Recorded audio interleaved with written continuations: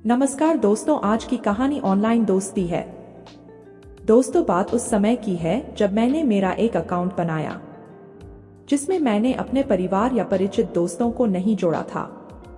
यहाँ मेरे बहुत से दोस्त बने, खासकर महिला मित्र ज्यादा बनी थी। सभी के साथ मेरे अच्छे संबंध थे। हम लोग एक दूसरे के लिए पूर्ण रूप से अपरिचित थे और मिलने या किसी भी प्रकार से बातों का इधर उधर होने का संशय नहीं था। तो अक्सर मेरी सभी महिला मित्र मुझसे अपने बारे में सब कुछ बताने लगी थीं। कोई अपने परिवार में बहुत खुश थी तो कोई बहुत परेशान। इन्हीं सब मित्रों में मेरी एक दोस्त बनी रेखा। एक दिन ऐसे ही सर्च करते उसका प्रोफाइल मेरे सामने आया था और भीगे खुले बालों वाली उसकी एक तस्वीर देखकर मैं सम्मोहित हो गया था। सच कहूं तो मुझे उसी पल उससे प्यार हो गया था। उसके जैसी खूबसूरती और सादगी का ऐसा मेल मैंने पहले कभी देखा ही नहीं था। मैंने झट से ऐड फ्रेंड का बटन दबा दिया और बस फिर क्या था, जीवन का सबसे मुश्किल काम शुरू हो गया। आप समझे या नहीं, सबसे मुश्किल काम इंतजार। मैं हर आधा घंटा में अकाउंट चेक करता, पर 5 दिन तक उसका कोई भी रिस्पांस नहीं आया। मुझसे रहा ही नहीं जा रहा था। जितनी बार मैं चेक करता उतनी बार उसको मैसेज भी करता। शायद इसी से उसको कुछ चिढ़ हो गई थी और उसने नॉट इंटरेस्टेड का मैसेज भेज दिया। मेरा मानो दिल ही टूट गया, पर यह लाजिमी था न कि कोई कैसे हाँ कह देता। मैं दिखने में ज्यादा सुंदर नहीं था और ऐसे एक दिन में इतने मैसेज लिखकर अपने उतावलेपन का आभास भी करा दिया। कभी कभी वह कहते हैं ना कि first impression is last impression. शायद इसी कहावत की वजह से कुछ लोग मेरे लिए बुरा विचार बना लेते हैं, पर जब 1-2 बार बात करने के बाद मेरा इंप्रेशन बहुत अच्छा रहता है तो वे वापस मुझसे जुड़ जाते हैं। बोलने और चीजों को संभालने में मैं माहिर था। अब मैंने उसको सॉरी कहकर अपनी सहजता और सरलता का आभास करवाने के लिए अगला मैसेज अंग्रेजी में किया। आप जैसी जादुई आंखों वाली सुंदरी को परेशान करने के लिए मैं दिल से क्षमा प्रार्थी हूँ। यदि आप मुझसे दोस्ती करना नहीं चाहती हैं, तो ये मेरा वादा है कि ये मेरे आपके लिए आखिरी शब्द हैं।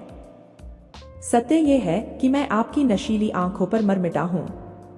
इसी तरह के कुछ और दिल को लुभा लेने वाले शब्दों के साथ मैंने उसको मैसेज डाला और उसके बाद जैसा कहा था कि मैं तुम्हें जब तक तुम नहीं लिखोगी मैसेज नहीं लिखूंगा।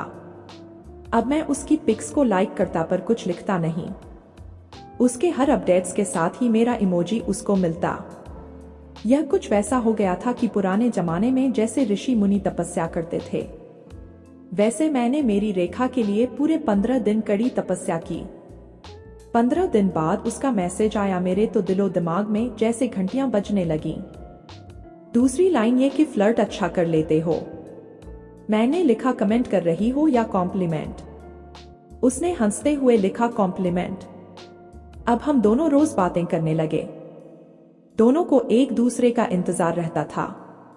यह पहले से ही तय था कि पहले वह ही कुछ लिखेगी तभी मुझे लिखना है। दोस्तों, मैं इस मामले में बहुत ही सरल हूं। मेरे अंदर ये तय रहता है कि ऐसा कोई भी काम नहीं करना जो मेरी दोस्त को परेशान या किसी भी दिक्कत में डाले। जब तक वह सहज न हो मैं कभी भी आगे नहीं बढ़ता।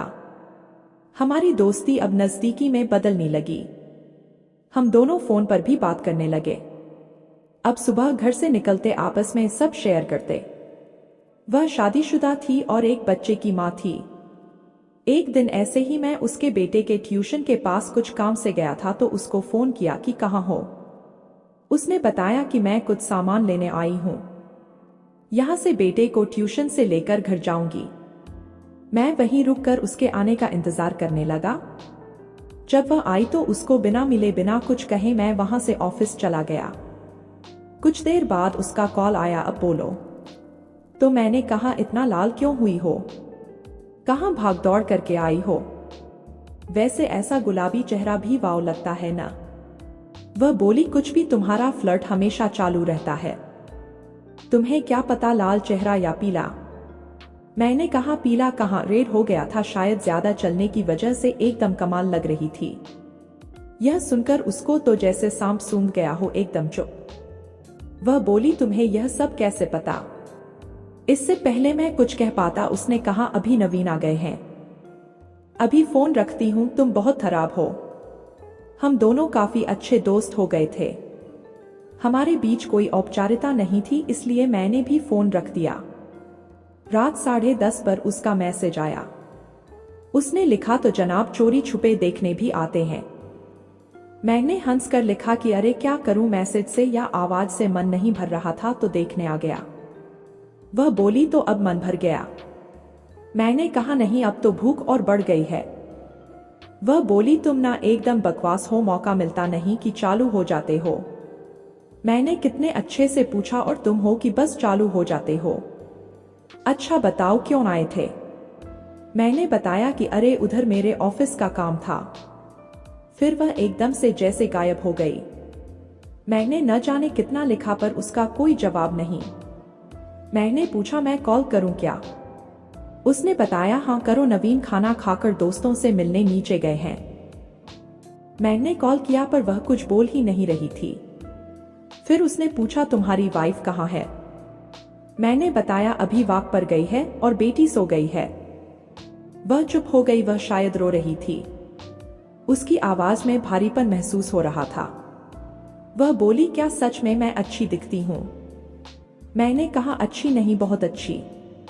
उसने कहा तो नवीन क्यों प्यार नहीं करते, क्यों नहीं देखते मुझे? मैंने कहा तुम दोनों में सब ठीक है ना? उसने कहा कुछ होगा तो ठीक होगा ना। मैं सच में हैरान था, इतनी खूबसूरत प्यारी बीवी से कोई कैसे दूर रह सकता है। मैंने कहा अगर यकीन हो कि शेयर करने के लिए मैं सही दोस्त हूं तो बता सकती हो कि क्या हुआ? वह बोली कुछ नहीं, बस बेटे के होने के बाद से दूर ही रहते हैं, जैसे इन्हें मुझसे बस बच्चा ही चाहिए था। पहले भी कभी हम लोगों ने प्यार किया हो ऐसा लगा ही नहीं। अब तो लगने लगा है कि शायद मैं इन्हें पसंद ही नहीं हूं। इतना कहकर वह वापस रोने लगी। मुझसे रहा नहीं गया। मैंने कहा मैं मिलने आ सकता हूं, बस 5 मिनट के लिए। उसने मना किया और कहा कोई देखेगा तो, और वहां से यहां तक कैसे आओगे? तब तक नवीन भी आ जाएंगे। मैंने फोन कट किया और वाइफ से कहा मुझे कहीं जाना है। बीवी से ऑफिस की कुछ प्रॉब्लम बताकर मैं घर से पजामे कुर्ते में ही निकल गया। उसका फोन बजता उसके पहले तो मैं उसके घर के पास पहुंच चुका था। वह मेरे घर से ज्यादा दूर नहीं, पास ही रहती थी। उसका कॉल आया। उसने कहा सुनो, पनवीन को आने में अभी देर है, वे अपने दोस्तों के साथ बैठे हैं, पर तुम इतनी दूर मत आना। मैंने इन सब में एक बात जो नोटिस की वह ये थी कि उसको नहीं मिलना, ऐसा एक बार भी नहीं कहा। मैंने पूछा घर का नंबर बोलोगी? वह बोली 5 मिनट के लिए, इतना दूर क्यों आना? मैंने बताया मैं आ गया हूं, बस घर बताओ। मेरी इस बात से वह थोड़ा डर गई थी, कैसे आ गए और कोई देखेगा तो क्या कहोगे? उसको लगा कि मैं झूठ कह रहा हूं। वह बोली पहले बताओ कि कहां हो? मैंने देखा तो मैं उसके घर से 2 घर आगे खड़ा था। मैंने उससे इशारे से थैंक्स कहा और फोन पर बाय कहता हुआ अपनी बाइक को मोड़ लिया। वह वहीं खड़ी खड़ी मुझे देखती रही। उसने फोन पर कहा तुम बस इतनी दूर मुझे देखने आए? मैंने कहा दूर तो ऐसे कह रही हो जैसे मुझे वीजा लगवाना पड़ा हो। तुम मेरी दोस्त हो, प्यार करता हूं तुम्हें, मुझे तुम्हारा रोना अच्छा नहीं लगा तो मिलने आया। उसने कहा तो क्या बिना मिले चले जाओगे? मैंने कहा तुम इतना डर रही हो, असहज भी हो, तो तुम्हारी खुशी ज्यादा इंपॉर्टेंट है। बस तुम अगली बार के लिए कुछ सहज रहो, यही दुआ है। मैं यह कहकर उसको बाय करने लगा। उसने कहा नाटक नहीं करो, बाइक वहीं खड़ी करो और आ जाओ। मैं गेट खोलती हूं, बस आवाज नहीं करना प्लीज। हम दोनों चुप थे। शायद उसने ये पल एक अरसे बाद महसूस किया था, इसलिए वह भी आंखें बंद किए बस उस पल में खोई हुई थी। वह भी उस पल में खो जाना चाहती थी, खुद को रोकना या रुकना चाहती ही नहीं थी। तभी उसका फोन बजा, नवीन का फोन था। वह डर गई कि क्या करूं, क्या कहूं। मैंने कहा दिमाग से काम लो, अभी वह नहीं आया, उसका फोन आया है, फोन उठाओ। नवीन ने बताया कि वह वहां से निकल रहा है। आइसक्रीम खाओगी क्या? वह उसकी पसंद की शॉप के पास खड़ा था। फोन कट जाने पर उसकी जान में जान आई। मैंने कहा प्यार तो करता है तुम्हें? वह बोली, प्यार का तो पता नहीं, हाँ केयर पूरा करते हैं। मेरी पसंद नापसंद का उन्हें सब पता है। मैंने उसको पास बुलाया, उसे थैंक्स कहा और बोला प्लीज रोया मत करो। मैंने उससे कह हमेशा ऐसे ही हंसते रहा करो। मैंने कहा मेरे लिए तुम्हें खुश देखना मेरी जरूरत से ज्यादा है। कुछ दिन बाद उसने खुशी से मुझे कहा एक गुड न्यूज है, रात को मैसेज करोगे तब बताऊंगी। मैंने बहुत पूछा पर उसने कहा रात को। उसने कहा हाँ, और अब उसे सरप्राइज ही रहने देना प्लीज। रात को जब मैंने उसे लिखा हाय, उसने भी हाय लिखा और कहा एक बात बतानी थी। मैंने कहा मुझे भी। वह बोली बोलो। मैंने कहा मुझे तुम्हें प्यार करना है। वह हंस पड़ी और बोली तब तो जो मैं कहने वाली हूं वह तुम्हारे काम की चीज है। सुनो, सासू माँ 5 दिन के लिए बाहर जा रही हैं मेरे जेठ के घर। वह मेरे बोलने से पहले बोली हम 3 दिन जी भर के बिना किसी रोक टोक के मिल सकते हैं। मैंने कल ही ऑफिस में बता दिया था कि किसी ग्राहक से मुलाकात के लिए जाना है। फिर कुछ काम बताकर लेट आऊंगा का बहाना बना दिया था। घर पर भी यही कहा था कि फोन पर बात नहीं कर पाऊं तो कोई परेशानी न हो। मैंने बेल बजाई और दरवाजा खुल गया। जैसे वह दरवाजे पर खड़ी मेरा इंतजार ही कर रही थी। मैं अंदर गया और दरवाजा बंद कर दिया। उसने कहा चाय पियोगे? हमने चाय और कुछ नाश्ता लिया और उसके बेडरूम में आ गए। वह बोली थैंक यू, एक बहुत अच्छा सा दोस्त देने के लिए, एक अच्छा सा एहसास देने के लिए। हमारा रिश्ता बहुत अच्छा चल रहा था। तो दोस्तों कैसी लगी हमारी कहानी? अच्छी लगी तो हमारे चैनल को सब्सक्राइब जरूर करें।